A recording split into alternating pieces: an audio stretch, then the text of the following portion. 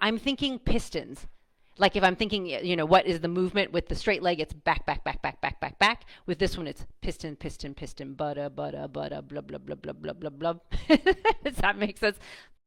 My name is Sahira, and I'm here to teach you the beautiful art of belly dance. Now take a nice deep breath up.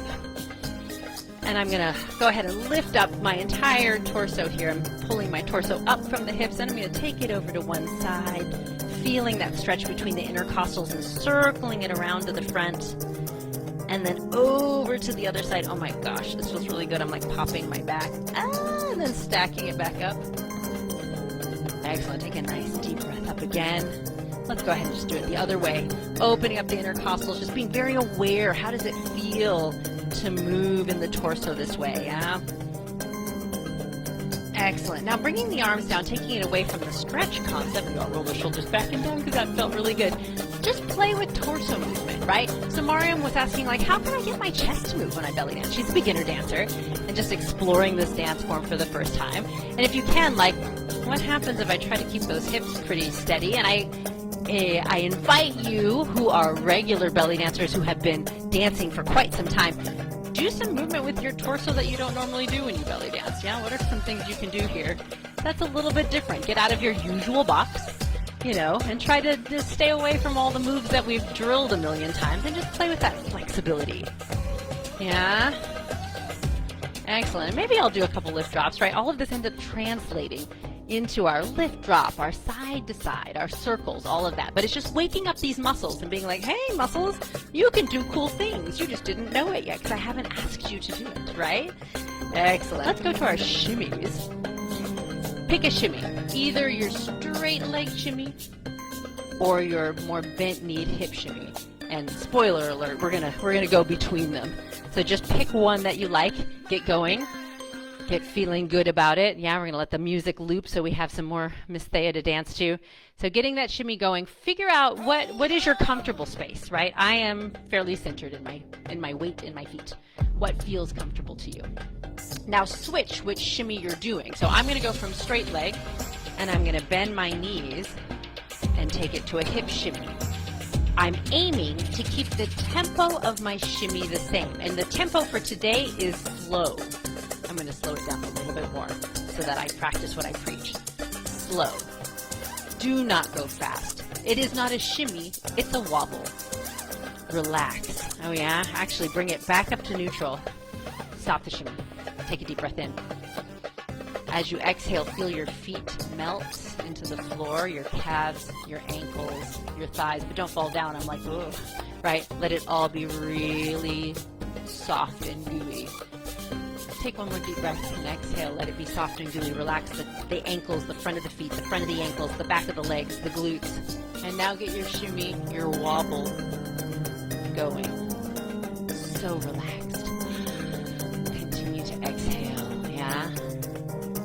And then, when you're ready, with this slow wobble that is just so relaxing, go ahead and switch. I'm going to go plie into a more deep-kneed wobble.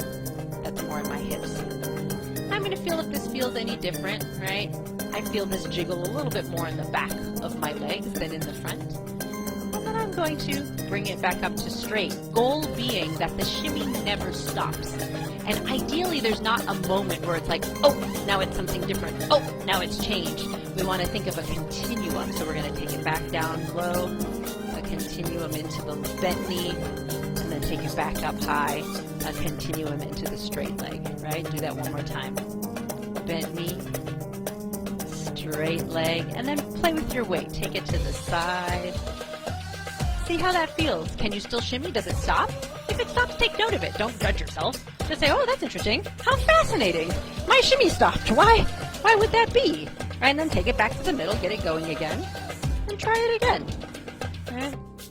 And then go ahead and take it maybe to the front, to the side, and you can repeat that process in every spot, right? And investigate. Is there a spot where it's a little challenging for you? There'll be a spot where it's challenging. And then when it is, kind of iron through it and play. Get in the sandbox and play. See what happens. Yeah?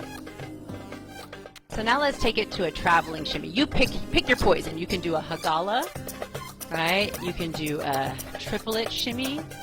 You could do a choo-choo, but I'm not going to do a choo-choo for too long. I get too tired. Yeah, that one's a high energy.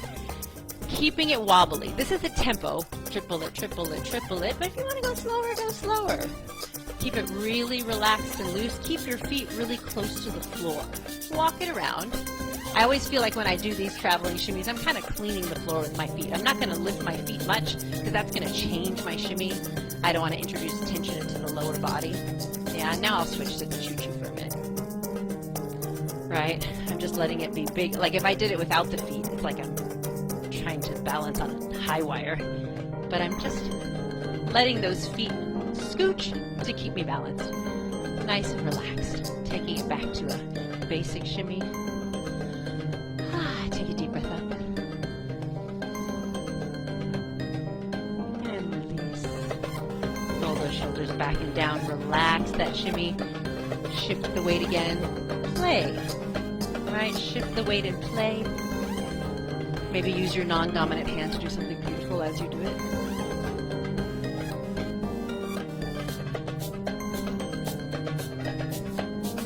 And then maybe I'm going to try to lift and drop my torso as I use my non-dominant hand and layer it on top of my shimmy. Is it getting too crazy yet? I don't know.